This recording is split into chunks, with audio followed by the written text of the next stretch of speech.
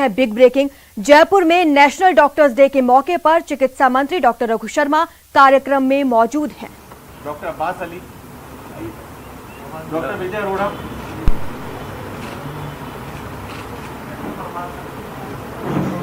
और एक गजेंद्र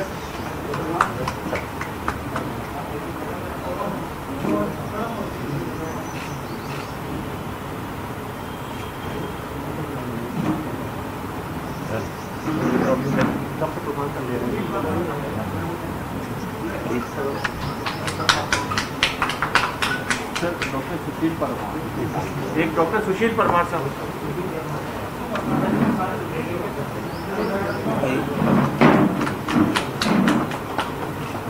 और जो है वो लिस्ट शेयर कर दी जाएगी। ठीक, बाद में ऑनगोइंग रहेगा, 25 तारीख तक और मांगे जाएगी।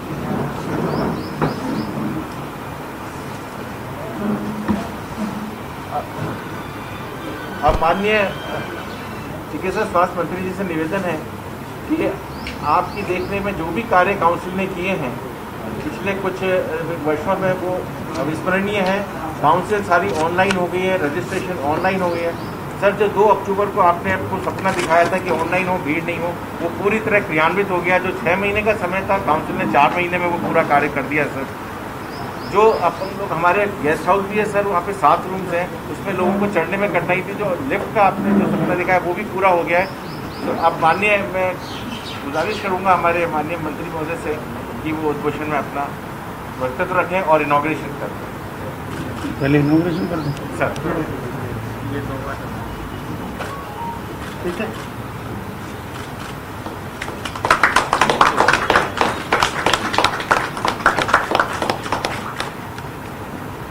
आपका पूरा नाम तो आज ही पता चला। ठीक है। आपका पूरा नाम तो आज ही मालूम पड़ा।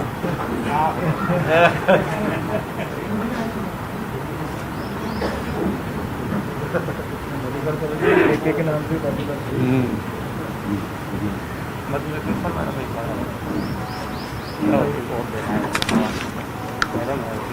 नहीं, मैं जानता हूँ। आपको पता नहीं कहाँ छूट गया ये। इधर आ जाओ, आगे आ जाओ। Thank you sir, thank you so much.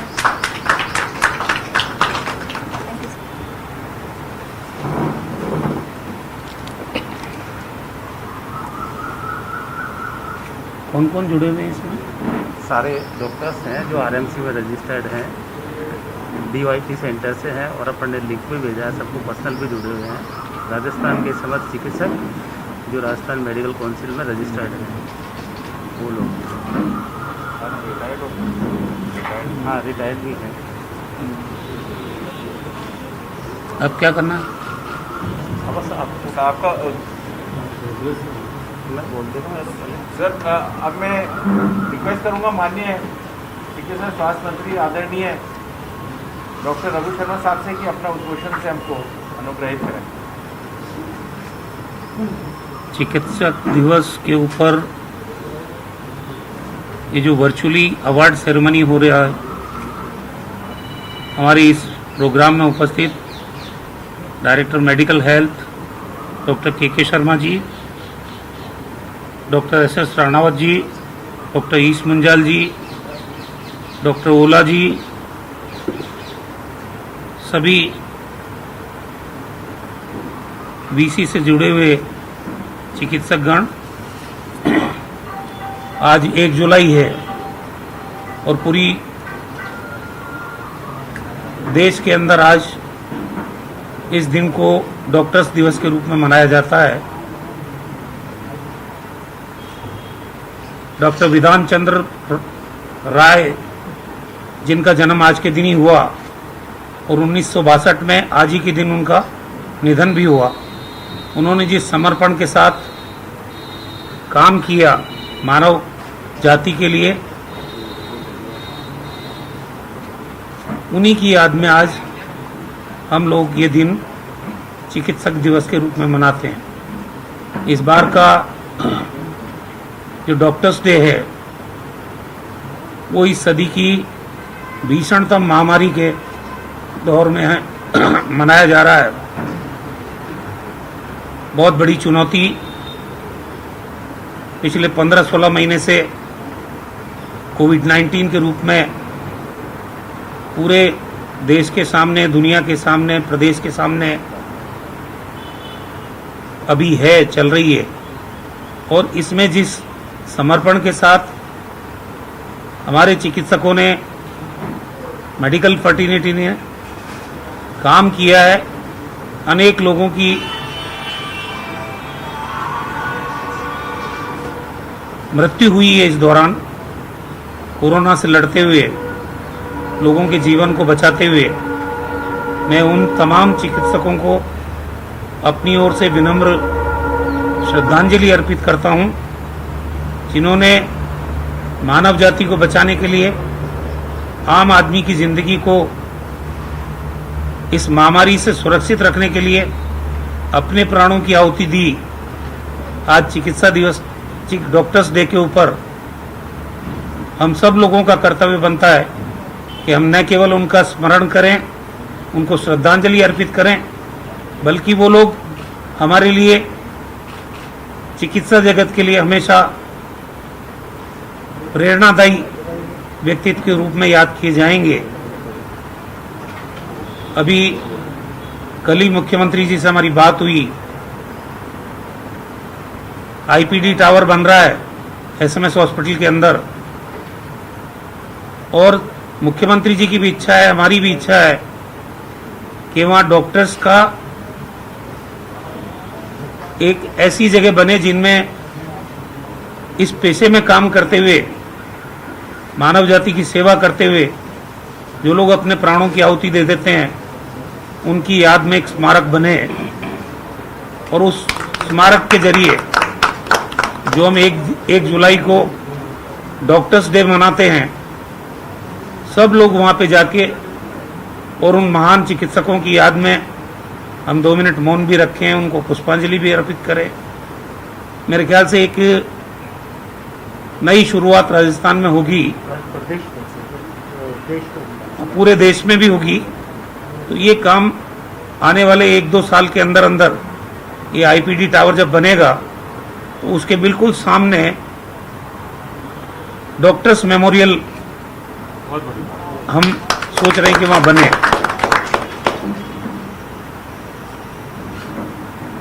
आप लोग अभी भी समर्पण के साथ, क्योंकि महामारी अभी खत्म हुई नहीं है, हमने पहली वेव का मुकाबला किया, सेकेंड वेव का मुकाबला किया, और अब कहा जा रहा है कि थर्ड वेव, वो जो बच्चों को प्रभावित करेगी और खतरनाक तरीके से आएगी। सारे लोगों को उसी की तैयारी में हम लोग लगे हुए हैं। सेकेंड वेव ने बहुत हमको सीख दी है, जिस ढंग से बेड्स की कमी पड़ी, पॉजिटिव केसेस बढ़े, एक्टिव केसेस बढ़े, ऑक्सीजन की कमी महसूस की गई, रेमडेसिविर, टोसिलिजुमैब, इन दवाओं की किल्लत आई। बहुत ही चुनौती भरा काम था सेकेंड वेव के दौरान, लेकिन अब फॉर्चुनेटली अब हमारे एक्टिव केस कम हो गए हैं। रोज जो पॉजिटिव केसेस की संख्या है उसमें भी गिरावट आई है, मृत्यु के आंकड़े में भी कमी आई है। लेकिन चिकित्सकों की चुनौती कभी खत्म नहीं होती है। ये मानवता को समर्पित प्रोफेशन है, और इसमें आपके समक्ष तो जीवन भर चुनौती रहती है। मरीजों के लिए, आम व्यक्ति के लिए एक चिकित्सक भगवान के रूप में होता है, और आप लोग भी प्राणपण से आम व्यक्ति के जीवन को बचाने का काम करते हैं। तो मैं तो आज के दिन, डॉक्टर्स डे के दिन, आप सब लोगों की जो सेवाएं रही है इस कोविड महामारी के दौर में, सबकी सेवाओं की तारीफ करना चाहता हूं, सराहना करना चाहता हूं।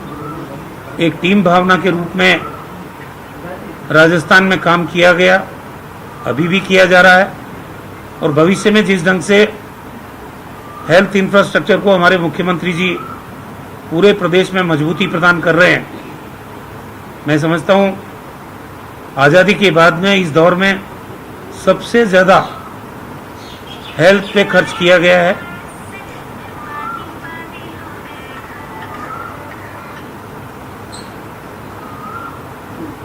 नए मेडिकल कॉलेज बन रहे हैं। सरकारी क्षेत्र के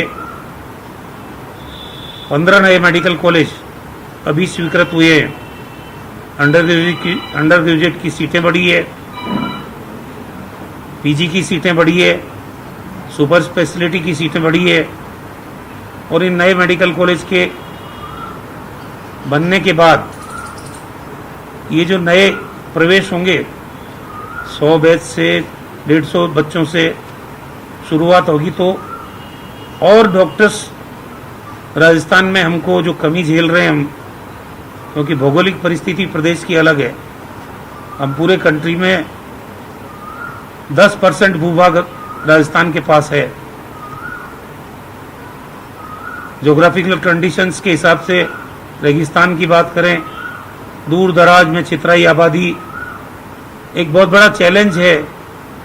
चाहे आदिवासी अंचल हो, उन तक हम स्वास्थ्य सेवाओं को पहुंचाना वो अपने आप में चुनौती, और मैन पावर की कमी जो राजस्थान में रही है। हालांकि अभी करीब 2700 से ज़्यादा डॉक्टर्स की भर्ती हुई है पिछले 1-1.5 साल के अंदर।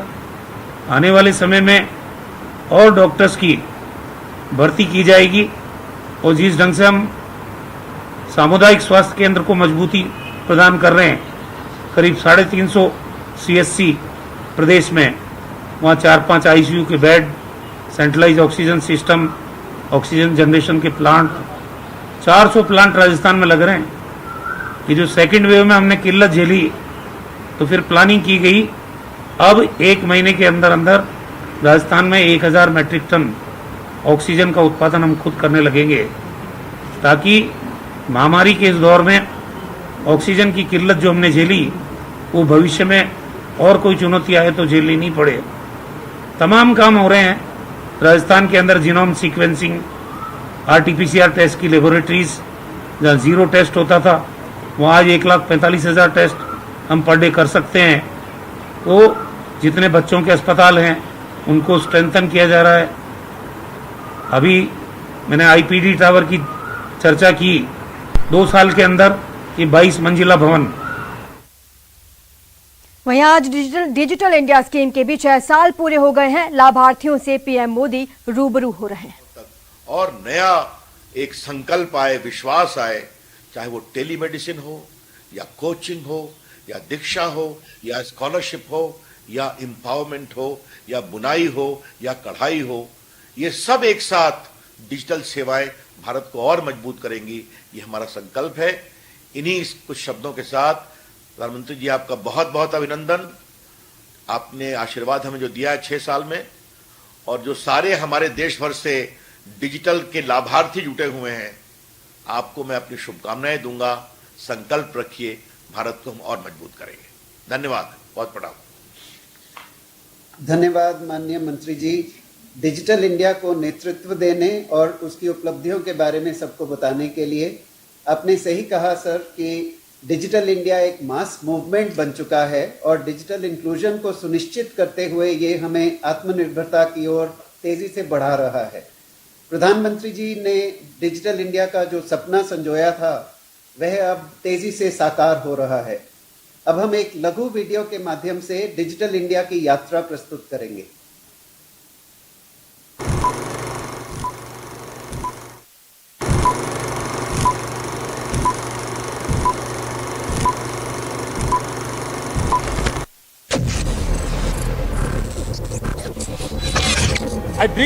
प्रधानमंत्री जी के इसी विजन से हुई शुरुआत, और डिजिटल हो गया इंडिया मेरा, गई निराशा हुआ सवेरा। नव भारत निर्माण के प्रमाण का नया हौसला, नया सवेरा।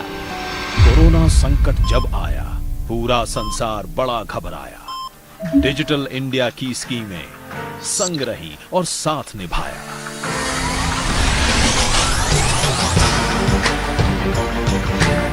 ई नाम पे बेचे किसान फसल, हुई दलाली की मुश्किल हल। नहीं बिचौलिया बीच में आया, बिना कटौती पैसा पाया। गांव में बढ़ता रोजगार, रहा नहीं कोई लाचार। क्यों ढूंढे अब शहर में अवसर, क्यों छोड़े अब गांव और घर।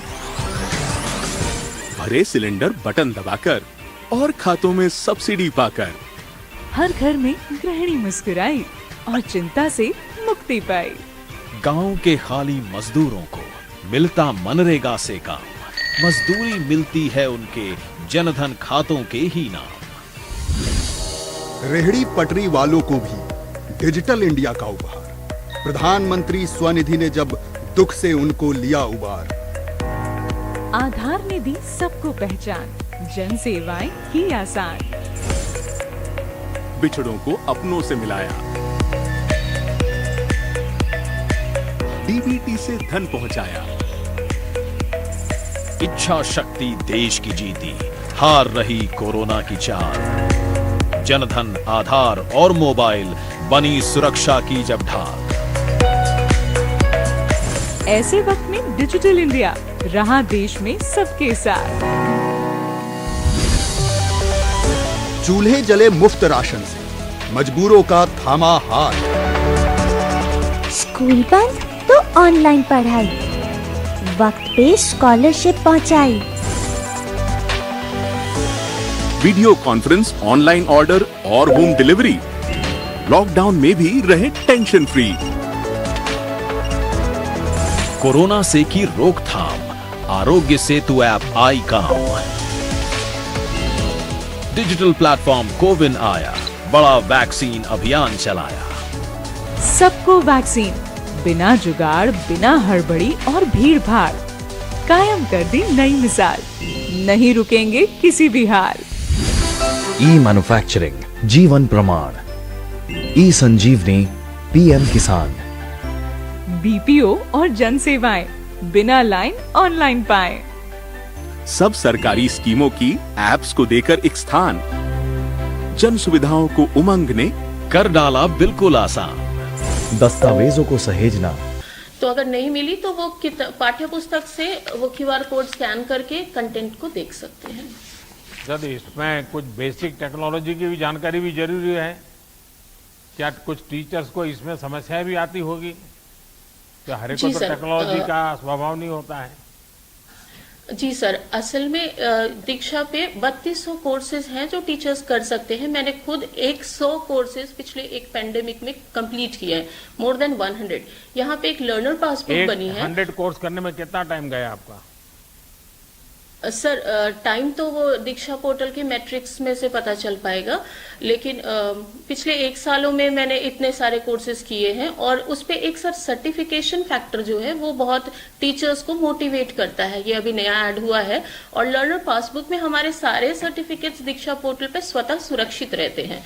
जैसे अगर आप कहेंगे तो मैं अभी मेरे जितने कोर्सेज हैं उनका सर्टिफिकेट्स ऐसे दिखा सकती हूँ। और जो प्रॉब्लम आती है दीक्षा पोर्टल पे, एक हेल्प और सपोर्ट के लिए पहले से बना हुआ है।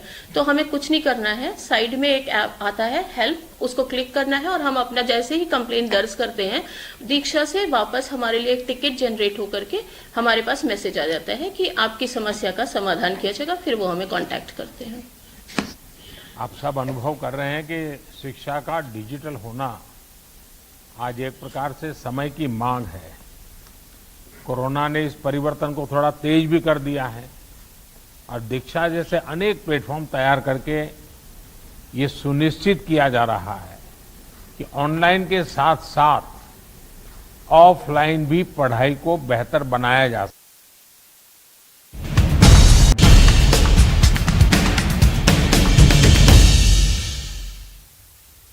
बीजेपी एक बार फिर प्रदेश सरकार पर हमलावर हो गई है। एक बार फिर निशाना साधा गया है। ट्वीट कर कांग्रेस सरकार पर वार किया है। हर रोज प्रदेश में अपराध बढ़ रहे हैं, ये कहना है बीजेपी का।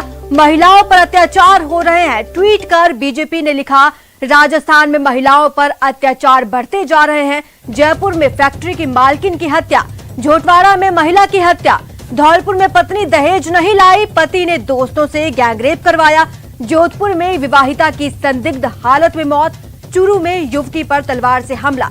ये सारे अपराध बीजेपी ने ट्वीट करके इसके बारे में जानकारी दी और कांग्रेस सरकार पर सवाल उठाया है।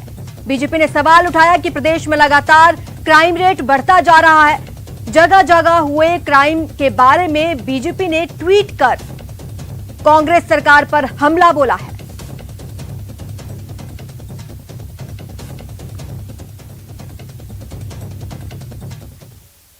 तो वहीं फोन टैपिंग मामले पर डॉक्टर महेश जोशी समर्थकों का सद्बुद्धि यज्ञ कर रहे। हनुमान चालीसा का भी इस पर पाठ किया जा रहा है। शहीद स्मारक पर इसका आयोजन किया जा रहा है, जिसका सीधा प्रसारण आप देख सकते हैं। तो फोन टैपिंग ये मामला है जिस पर जयपुर में सद्बुद्धि यज्ञ किया गया। इसमें हनुमान चालीसा का पाठ भी किया गया। शहीद स्मारक पर इस कार्यक्रम का आयोजन किया गया।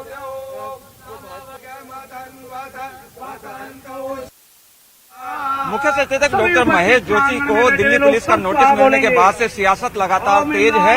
जोशी के समर्थक रोज नए नए कार्यक्रमों के जरिए हल्ला बोल कर रहे हैं केंद्रीय मंत्री गजेंद्र सिंह शेखावत के खिलाफ और भाजपा के खिलाफ। वहीं गजेंद्र सिंह शेखावत खेमे की ओर से भी लगातार जो है वो हमले बोले जा रहे हैं। तो वार पलटवार का दौर लगातार जारी है। आज जो है यहाँ पर शहीद स्मारक पर जोशी के समर्थकों द्वारा सद्बुद्धि यज्ञ किया जा रहा है और ये कामना की जा रही है कि भाजपा को सद्बुद्धि जो है वो दे, क्योंकि जोशी के समर्थक ये मानते हैं कि उन्हें जो नोटिस दिया गया वो पूरी तरीके से गलत है और जोशी भी लगातार इस मामले को लेकर हमलावर है। किसने आज यज्ञ रखा है?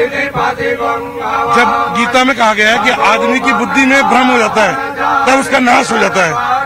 ऐसे व्यक्ति पिछली केंद्र सरकार 1 साल से राजस्थान सरकार को गिराने का कुछ चक्र रच रही है।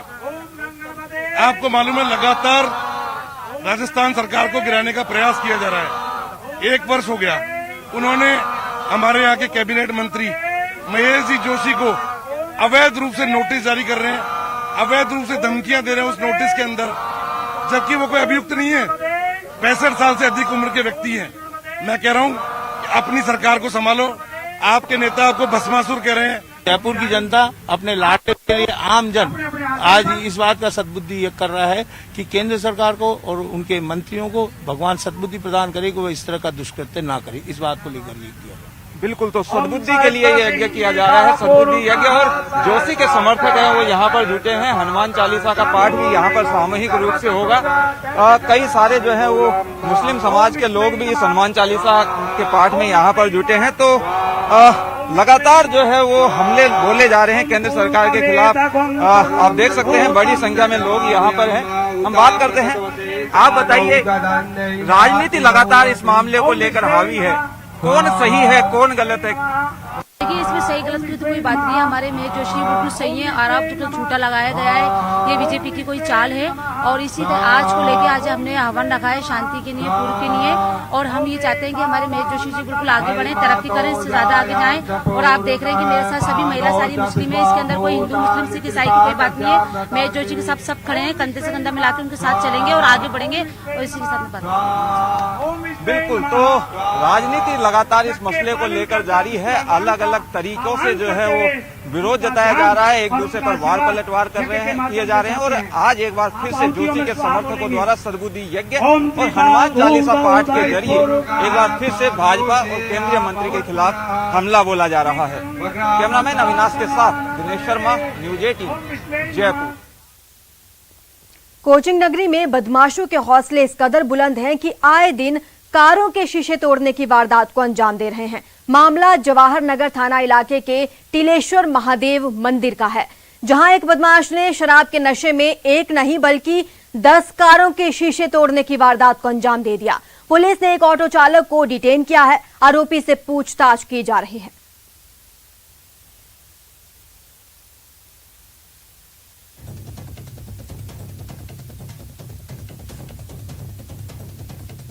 ये तस्वीरों में आप देख सकते हैं किस तरह से 10 गाड़ियों के शीशे तोड़ दिए गए हैं। फिलहाल एक ऑटो चालक को डिटेन किया गया है, जिससे पूछताछ जारी है। सुबह ऑफिस आया था, गाड़ी यहाँ खड़ी करी थी। दिन भर यहाँ हमेशा की तरह गाड़ी खड़ी रहती है। अभी थोड़ी देर बाद पता चला कि किसी बदमाश ने सारी गाड़ियों के शीशे फोड़ दिए। अच्छा, मेरा ऑफिस बिल्कुल इसके सामने ही है। अभी ये जो छोटा स्मार्ट सिटी के चक्कर में जो काम चल रहा है, इससे गाड़ी खड़ी करने की जगह मिलती नहीं है। कहीं तो गाड़ी खड़ी करेगा। तो अभी पता पड़ा तो कोई किसी व्यक्ति ने यहाँ पे गड़बड़ी करी है और तोड़ दिया पत्थर मार के। अंदर बड़ा सा पत्थर भी पड़ा है। बहुत ही मतलब कानून व्यवस्था का बहुत ही यहाँ पे अपमान हुआ है। यहाँ पे और बस्ती वाले पूरा काम में कर रहे हैं, उसको बचाने की पूरी कोशिश कर रहे हैं। आप यहाँ किस लिए आए थे? असामाजिक है। आप यहाँ किस लिए आए थे? मेरे तो ऑफिस है ना यहाँ पे। कहीं का है? फाइनेंस कंपनी का ऑफिस है, सारे फाइनेंस कंपनी का ऑफिस इधर ही है आसपास, बैंक फाइनेंस कंपनी। वहीं जालौर में ठेकेदारों का तानाशाह रवैया देखने को मिला, जहां किसानों की खड़ी फसलों पर बुलडोजर चला दिया गया। भारी मात्रा में फसलों को तबाह किया गया है। एक किसान इस दौरान गंभीर रूप से घायल हो गया है। जालौर के भारतमाला प्रोजेक्ट के तहत जामनगर से अमृतसर तक बनने वाले NH निर्माण के ठेकेदारों का ये तानाशाह रवैया देखने को मिला। सायला क्षेत्र में खेतों में खड़ी फसलों पर JCB चलाकर भारी मात्रा में किसानों की फसलों को तबाह कर दिया। इस दौरान एक किसान गंभीर रूप से घायल हो गया तो एक महिला बेहोश हो गई है। आपको बता दें, सड़क निर्माण के लिए अभी तक किसानों को भूमि अधिग्रहण का मुआवजा नहीं मिला है। इसके बावजूद किसानों के विरोध करने के बाद भी दर्जनों JCB चलाकर फसलों को तबाह किया गया। सूचना मिलने पर सायला SDM सहित भारी पुलिस जाब्ता मौके पर पहुंचा।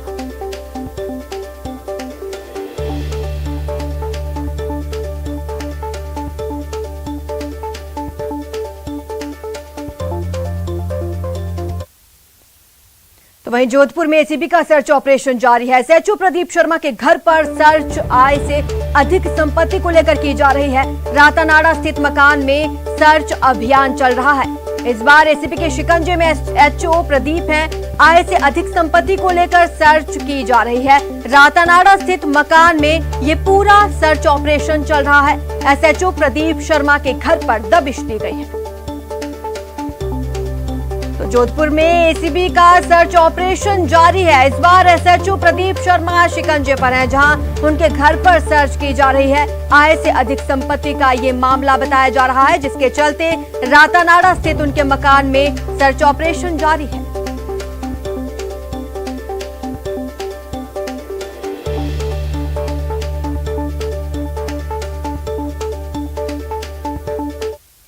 आज नेशनल डॉक्टर्स डे है। ऐसे में कोटा में डॉक्टर्स डे पर लोकसभा अध्यक्ष ओम बिरला ने चिकित्सक समुदाय को बधाई दी है।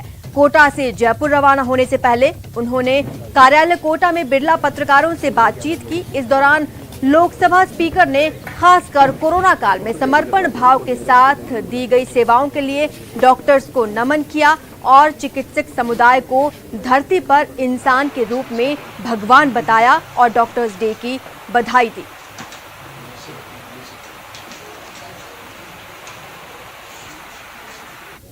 सभी चिकित्सकों को बहुत बहुत बधाई देता हूँ। चिकित्सकों ने जिस तरीके से मानवीय संवेदना से अपनी जान जोखिम डालकर लोगों की जान बचाने का काम किया है, उनके प्रति पूरा देश कृतज्ञ है। एक सेवा समर्पण भावना से उन्होंने इस कोरोना महामारी के अंदर लोगों का जान बचाने का काम किया। कई हमारे डॉक्टर कोरोना महामारी का इलाज करते हुए इस दुनिया में नहीं रहे। उनके प्रति मेरी संवेदना है। उनके त्याग और बलिदान को हम याद करेंगे। आज भी भारत के अंदर डॉक्टर्स का सबसे बड़ा सम्मान है। वहीं CM अशोक गहलोत ने भी डॉक्टर्स डे के मौके पर सभी डॉक्टर्स को शुभकामनाएं दी। उन्होंने लिखा, मैं डॉक्टर्स डे के अवसर पर ऐसे सभी डॉक्टर्स को श्रद्धांजलि देता हूं जिन्होंने अपने प्राणों की आहुति देकर कोरोना के विरुद्ध जंग में महत्वपूर्ण योगदान दिया। मैं ईश्वर से ऐसे सभी डॉक्टर्स के परिजनों को इस आघात को सहने की शक्ति प्रदान करने की कामना करता हूं।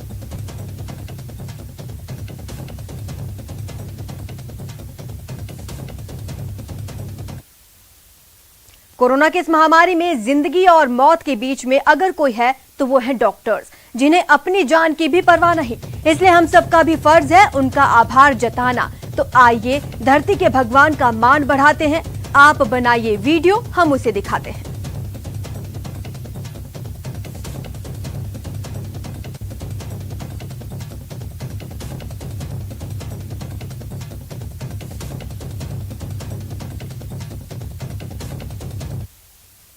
पूर्व से लेकर पश्चिम तक, उत्तर से लेकर दक्षिण तक कोरोना महामारी से बचने का बस एक ही तरीका है, वो है वैक्सीन।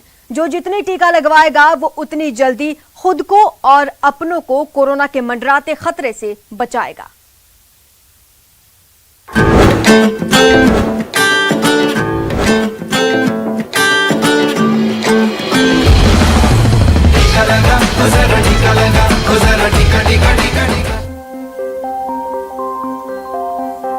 महामारी इंसान का रंग रूप नहीं देखती, ना ही देखती है अमीरी और गरीबी का फर्क। इसलिए कोरोना वैक्सीन की 2 खुराक हर इंसान के लिए बेहद जरूरी है। ओडिशा के रायगढ़ में रहने वाले आदिवासियों को भी इन दिनों यही बात समझाई जा रही है और इस नेक काम में मंत्री से लेकर जिले के आला अधिकारी तक एक किए हुए हैं। जब गांव में हमने टीकाकरण केंद्र खुलवाया तो लोगों को वैक्सीन के बारे में कुछ भी पता नहीं था, ना ही गांव वाले सहयोग कर रहे थे। लेकिन धीरे धीरे गांव के लोगों को सारी बातें समझ आ गई। अब लोग जागरूक भी हैं और टीका लेने के लिए सामने भी आ रहे हैं और ये सब स्थानीय प्रशासन की बदौलत हो पाया है।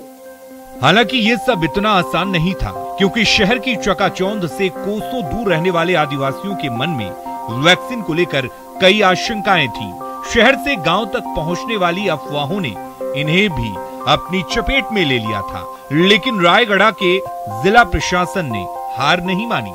जिला अधिकारी की अगुवाई में जिला प्रशासन की टीम लगातार स्थानीय लोगों की मदद से आदिवासियों को समझाने में लगे रहे। ओडिशा के आदिवासी मंत्री जगन्नाथ सरक, राज्य योजना बोर्ड के डिप्टी चेयरमैन संजय दास वर्मा जैसे जिम्मेदार लोगों ने भी इसमें पूरा सहयोग किया और आखिरकार मेहनत रंग लाई। खासकर डंगरिया आदिवासी जो टीका लेने में काफी संकोच कर रहे थे, वो अब वैक्सीन के लिए आगे आ रहे हैं।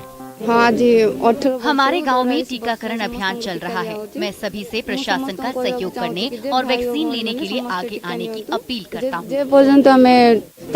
जिला प्रशासन ने हमारे लिए टीकाकरण शिविर की व्यवस्था की है। हम वैक्सीन लेकर खुश हैं। अपनी सभ्यता और संस्कृति को बचाने की गंभीर चुनौती का सामना कर रहा ओडिशा का आदिवासी समाज अफवाहों की असलियत समझकर वैक्सीन की अहमियत समझ चुका है। उम्मीद है जागरूकता का ये अभियान यूं ही आगे बढ़ता रहेगा और जल्द ही देश 100% टीकाकरण का लक्ष्य हासिल कर लेगा। ओडिशा से ब्यूरो रिपोर्ट, न्यूज़ 18 नेटवर्क।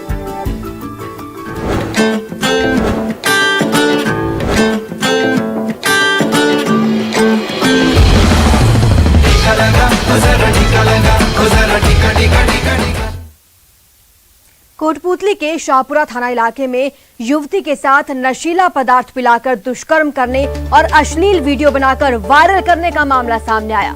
पीड़िता ने आरोपी के खिलाफ थाने में मामला दर्ज करा दिया। रिपोर्ट में पीड़िता ने बताया कि वो अपने गांव जाने के लिए गाड़ी का इंतजार कर रही थी, तभी उसका परिचित अशोक बाइक लेकर आया। उसे गांव छोड़ने की बात कही। बाइक पर एक होटल ले गया, जहां उसने उसे कोल्ड ड्रिंक में नशीला पदार्थ पिला दिया और उसके साथ दुष्कर्म किया। अश्लील वीडियो भी बनाया और उसे पॉर्न साइट पर डाल दिया। फिलहाल पुलिस मामले की तफ्तीश कर रही है, पूछताछ की जा रही है और जांच जारी है। ये आरोप लगाया है कि जो मुलजिम है उसने 2019 में नशीला पेय पदार्थ पिलाकर उसके साथ बलात्कार किया और इसी दरमियान उसका वीडियो बना लिया और अब उस पर दबाव डालता था और अब उसको वायरल करने की उस पर दबिएगा और इनकी का आरोप है कि इसको वायरल कर दिया। बारां के छबड़ा कस्बे में बीते कई दिनों से गंदे पानी की सप्लाई हो रही है, जिसको लेकर पानी सप्लाई करने वाली ठेका कंपनी डारा कंस्ट्रक्शन के खिलाफ नगर पालिका अध्यक्ष कैलाश चंद्र जैन ने मामला दर्ज कराया है। जिसके बाद आज जलदाय विभाग की टीम कस्बे की कई जगहों पर पानी का सैंपल लेने पहुंची। इस दौरान इंदिरा कॉलोनी में लोगों ने जब सप्लाई किए हुए गंदे पानी का सैंपल देना चाहा तो जलदाय विभाग की टीम ने गंदे पानी का सैंपल लेने से मना कर दिया, जिसके बाद कस्बे के लोगों ने जलदाय विभाग के अधिकारियों को खरी खोटी सुनाई। काफी देर के बाद जलदाय विभाग की टीम को गंदे पानी का सैंपल आखिरकार लेना पड़ा।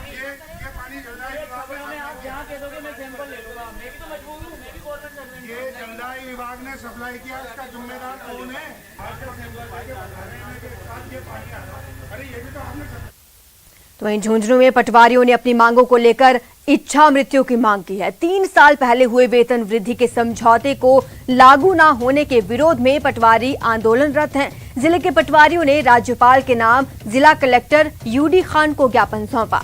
ज्ञापन में 3 साल पहले हुए वेतन वृद्धि समझौते को लागू करने की मांग की गई है। राजस्थान पटवार संघ जिला अध्यक्ष राजेंद्र धालौर के नेतृत्व में कलेक्टर को ज्ञापन सौंपा गया, जिसमें बताया गया है कि वेतन वृद्धि को लेकर 2018 में समझौता हुआ था, उसे अभी तक लागू नहीं किया गया। पटवारियों ने इच्छा मृत्यु प्रदान करने की मांग की है। राजस्थान पटवार संघ के बैनर तले संपूर्ण राजस्थान के पटवारी पिछले 18 महीने से अहिंसावादी तरीके से आंदोलन कर रहे हैं और पिछले 6 महीने से समस्त राजस्थान में अतिरिक्त पटवार मंडलों का कार्य बहिष्कार किया जा रहा है। उसके बावजूद सरकार हमारी मांगों को नहीं मानने की हठधर्मिता पाले हुए है।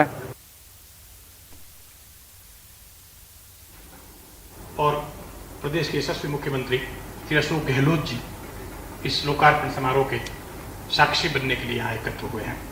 मैं शुरुआत में, चूंकि महामहिम खुद शिव भक्त हैं, तो आज प्रदेश के राज्यपाल कलराज मिश्र का जन्मदिन है और इस मौके पर उनकी बायोग्राफी को लेकर एक पुस्तक का विमोचन कार्यक्रम चल रहा है। सीएम अशोक गहलोत इस पुस्तक का विमोचन करने वाले हैं। वंदे मुकुंद प्रियम वंदे भक्त जनाश्रयम सवर्दम वंदे शिवम शंकर। मैं आग्रह करता हूँ इस राजभवन का जो नेतृत्व भी करते हैं प्रशासनिक रूप से सुधीर कुमार जी से, राज्यपाल महोदय के सचिव सुधीर कुमार जी को आए और सभी का स्वागत।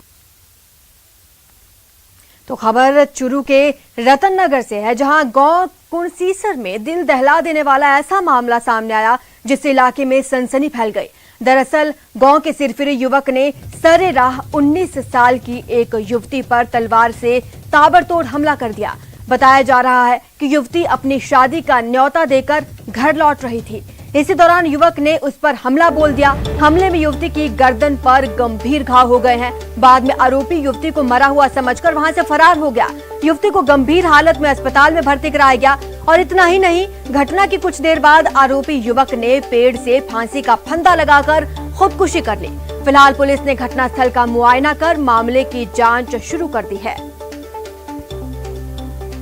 तो चूरू से ये खबर आपको बता रहे हैं, जहां एक सिरफिरे आशिक ने युवती पर तलवार से ताबड़तोड़ वार कर दिए। युवती की हालत बेहद गंभीर है, उसे कई गंभीर घाव आए हैं। यही नहीं, इसके बाद आरोपी युवक ने पेड़ से फांसी का फंदा लगाकर खुदकुशी कर ली।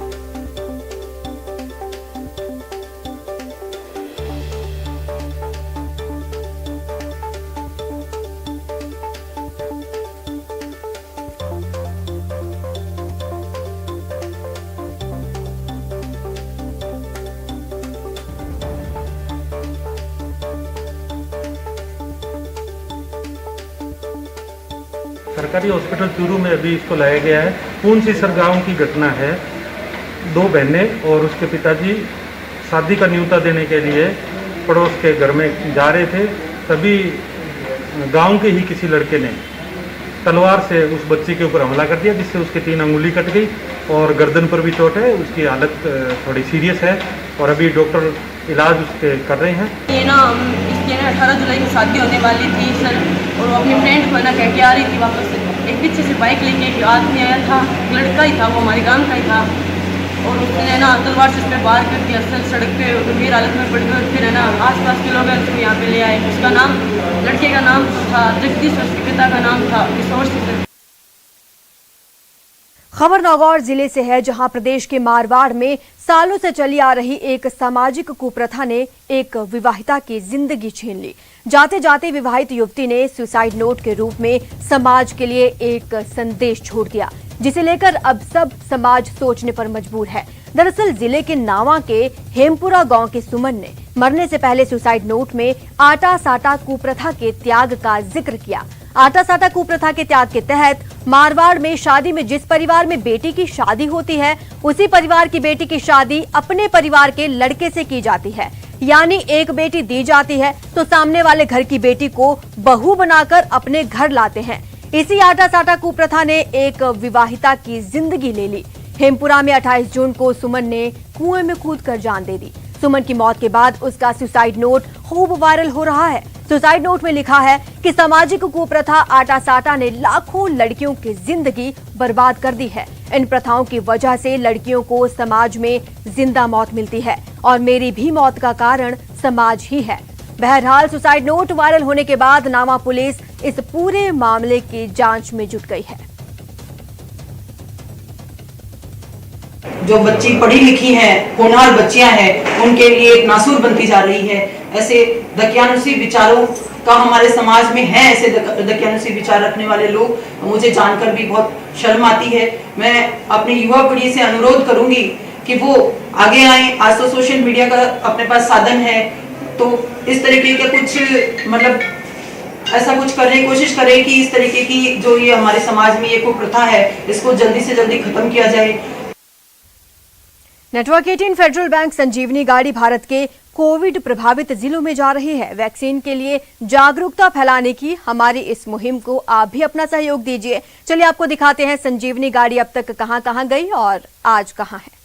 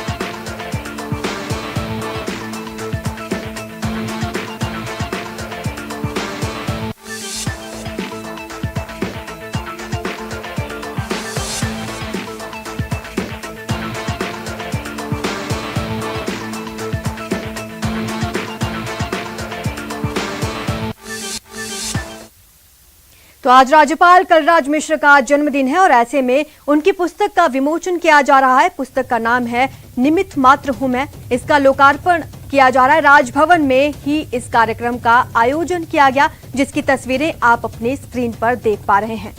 ये राज्यपाल कलराज की बायोग्राफी पर आधारित है कॉफी टेबल बुक।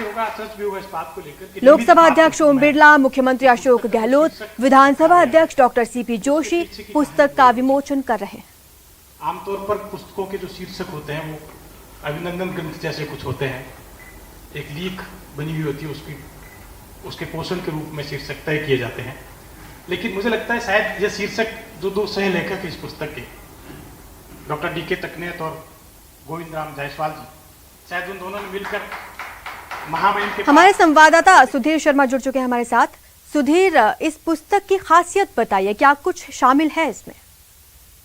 देखिए, राज्यपाल कलराज मिश्र की बायोग्राफी पर आधारित ये पुस्तक है, कॉफी टेबल बुक है।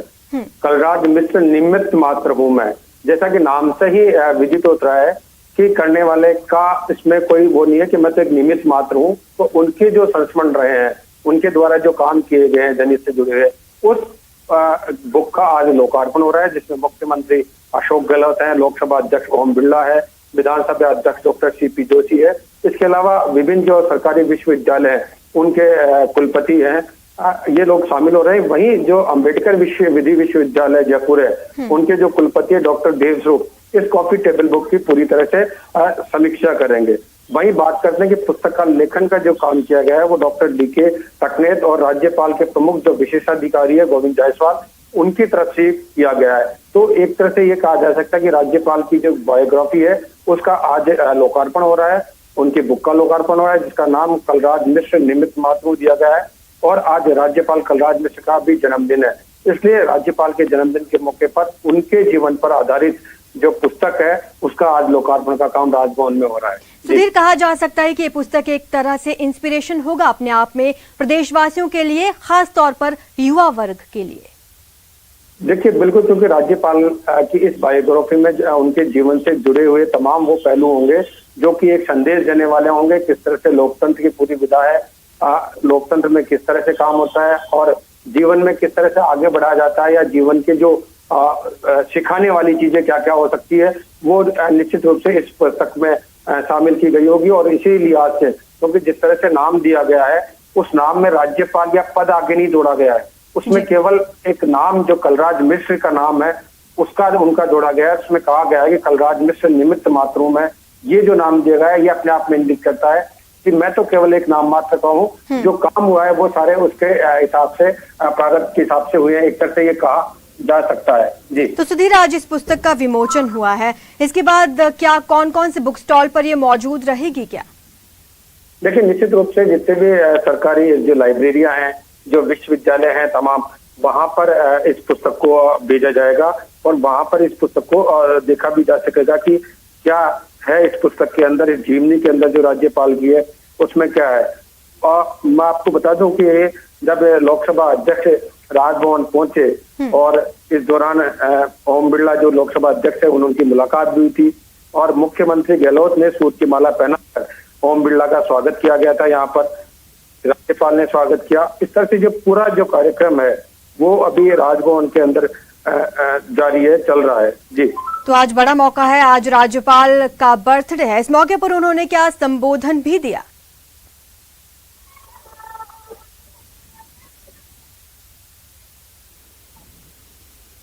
सुधीर,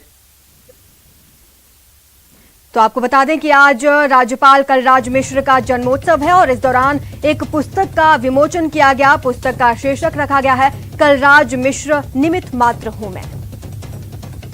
इस दौरान कई गणमान्य यहां पर मौजूद रहे। राजभवन में इस कार्यक्रम का आयोजन किया गया।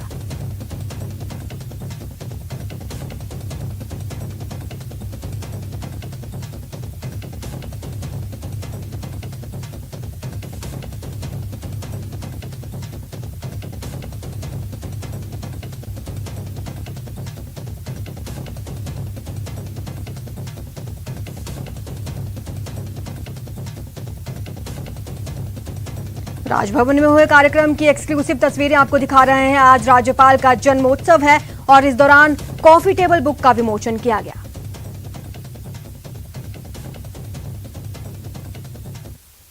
फिलहाल इतना ही, आप देखते रहिए न्यूज़ 18 राजस्थान।